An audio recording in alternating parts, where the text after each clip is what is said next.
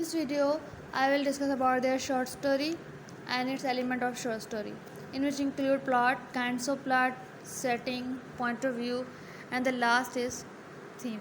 Now, I discuss about their short story. A short story is a brief fictional prose narrative that is shorter than a novel and that usually deals with only a few characters. Short story जो होता है जो है वो हमारे पास fictional pros होता है जो कि नॉवल से छोटी होती है और उसमें सिर्फ फ्यू ही करेक्टर जो होते हैं वो होते हैं.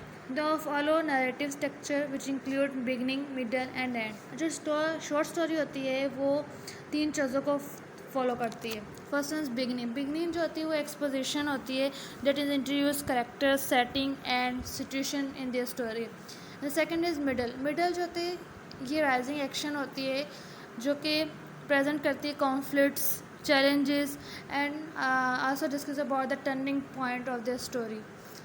एंड दी एंड में क्या होता है कि ये रेजोल्यूशन का पार्ट होता है जिसमें ये स्टोरी को कंक्लूड करता है और जितने भी स्टोरी में कॉन्फ्लिक्ट्स और क्वेश्चंस होते हैं उनको रिजॉल्व कर देता है.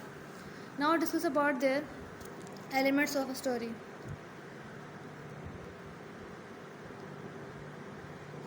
कैरेक्टर्स आ जाते हैं plot setting point of view and the last is theme.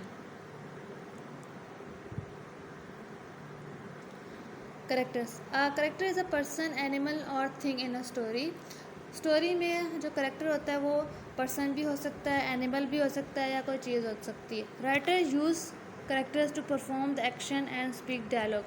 जो राइटर जो ऑथर होता है वो करेक्टर्स को यूज़ करता है ताकि वो एक्शन कर सके वो परफॉर्म कर सके और डायलॉग को बोल सके. मेजर करेक्टर स्टोरी में जो मेजर करेक्टर होते हैं वो बहुत इंपॉर्टेंट होते हैं स्टोरी के लिए. एंड द माइनर करेक्टर ये दे यूजुअली स्टैटिक अनचेंजिंग ये सेम रहते हैं ये and the end of the story जो वो चेंज नहीं होते हैं. प्रोटागोनिस्ट स्टोरी में जो प्रोटागोनिस्ट होता है that is a main character होता है जो कि हीरो होता है. एंटागोनिस्ट ये विलन होता है that is against to the protagonist. Dynamic character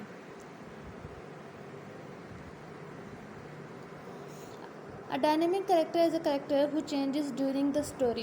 ये डायनेमिक कैरेक्टर जो होता है वो स्टोरी जो होती है उसके दौरान ये चेंज होता ही रहता है. जैसे कोई भी आप ड्रामा देखते हैं वो एक हीरो होता है वो स्टार्टिंग में एक पोर होता है गरीब होता है फिर बाद में वो हार्डवर्क करता है आस्ता आस्ता मेहनत करता है और द एंड जो है वो एक सक्सेसफुल बन जाता है वो रिच हो जाता है. तो ये करेक्टर चेंज हुआ ना इसे हम डायनेमिक करेक्टर कहेंगे कि वो शुरू में पुअर था but at the end he become a rich man. That is called dynamic character. Static character a static character is a character who do not change the whole story. Static character वो character होते हैं जो कि change ही नहीं होते. अगर देखें तो स्टोरी के शुरू में अगर एक पॉजिटिव करेक्टर होता है तो एट द एंड वो पॉजिटिव ही रहेगा. अगर स्टार्टिंग में कोई करेक्टर वो इवल करेक्टर है तो एट द एंड वो चेंज नहीं होगा वो इवल करेक्टर ही रहेगा उसमें कोई चेंजिंग नहीं होगी. That is called static character. Flat character the character with a few personality traits often serve as support for the main characters. ठीक है.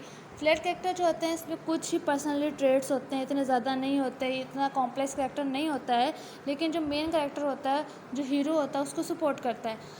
फॉर एग्जांपल आप कोई भी ड्रामा कोई भी फिल्म देखते हैं तो जो हीरो होता है उसके साथ उसका फ्रेंड भी होता है जो कि लाइक कॉमेडियन होता है. वो उसको सपोर्ट करता है वो हर वक्त उसके साथ ही रहता है उसकी जो है हेल्प करता है जो उसकी जो डिफ़िकल्टीज़ है उसको वहाँ से निकालता है जो मेन कैरेक्टर होता है. तो वो उसे हम फ्लैट कैरेक्टर कहते हैं. Round character the character with the many personality traits. Round जो कैरेक्टर होते हैं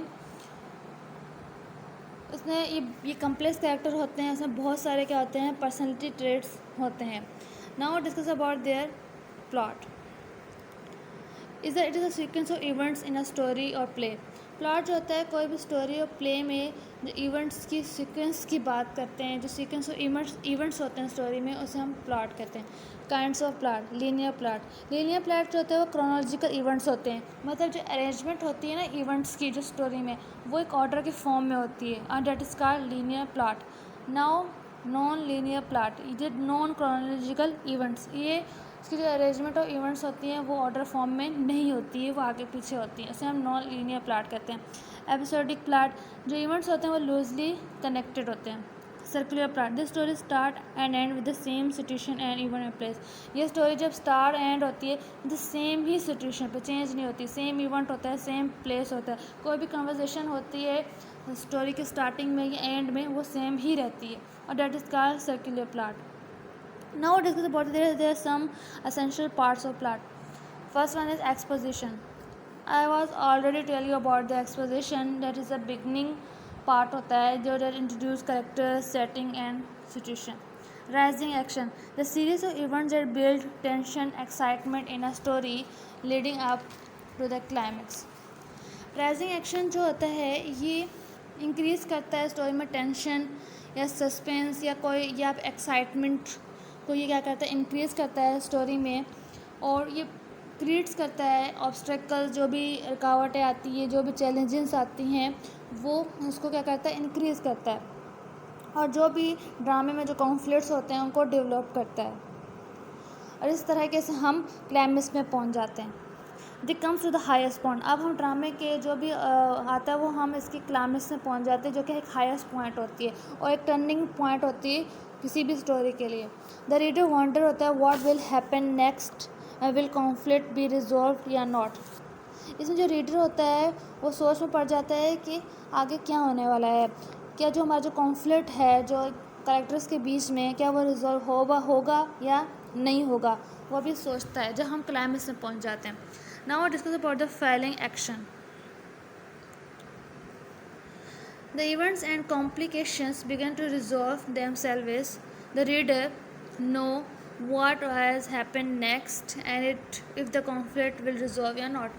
जब हम फैलिंग एक्शन में आ रहे होते हैं, जो इवेंट्स जो कॉम्प्लिकेशन होती है वो आस्ता आस्ता रिजॉल्व हो जाती हैं, हल हो जाती हैं। अब रीडर को पता चल जाता है कि आगे क्या होने वाला है, क्या अगर ये कौन सा कॉन्फ्लिक्ट है वो रिजॉल्व होगा या नहीं होगा, वो अब रीडर को सब पता चल जाता है। जैसे ड्रामा एंड होने वाला होता है तो हमें ज़्यादा तक हमें पता चल जाता है कि इस ड्रामे में क्या होगा। अभी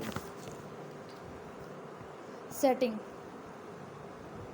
the time and place where story take place. Setting में टाइम और प्लेस की बात हो रही होती है जहाँ पे स्टोरी, कोई भी स्टोरी टेक प्लेस होती है, जहाँ स्टोरी के बारे में बात हो रही होती है।